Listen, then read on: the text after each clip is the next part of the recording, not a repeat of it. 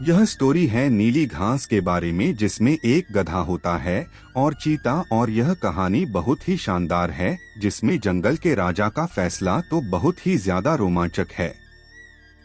एक बार जंगल में गधे और चीते के बीच एक अजीब सी बहस होने लगी। गधा कहता है घास नीली होती है और चीता कहता है घास हरी होती है। उन दोनों के बीच ये बहस काफी देर तक चली। फिर उन दोनों ने फैसला लिया कि घास नीली होती है या हरी होती है, इसका फैसला जंगल का राजा करेगा। फिर वह दोनों जंगल के राजा शेर के पास जाते हैं। शेर के पास रोज सभा बैठा करती थी और सारे जंगल के जानवर वहां उपस्थित हुआ करते थे। जब गधे और चीते का केस राजा के पास आया तो शेर ने पूछा, बताओ क्या परेशानी है।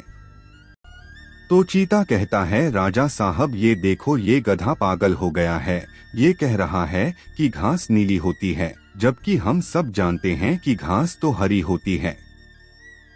राजा चीता की बात सुनने के बाद गधे से पूछता है, तुम बताओ।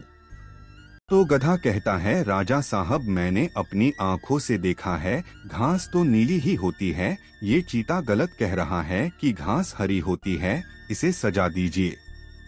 फिर चीता कहता है, ये देखो राजा साहब, यह अब भी यही बोल रहा है कि घास नीली होती है।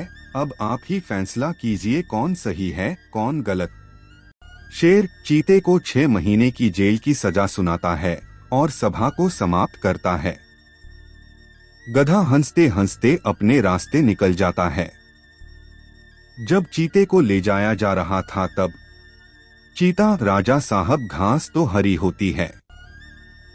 शेर, बिल्कुल सही, घास तो हरी ही होती है। चीता, तो फिर आपने मुझे सजा क्यों दी।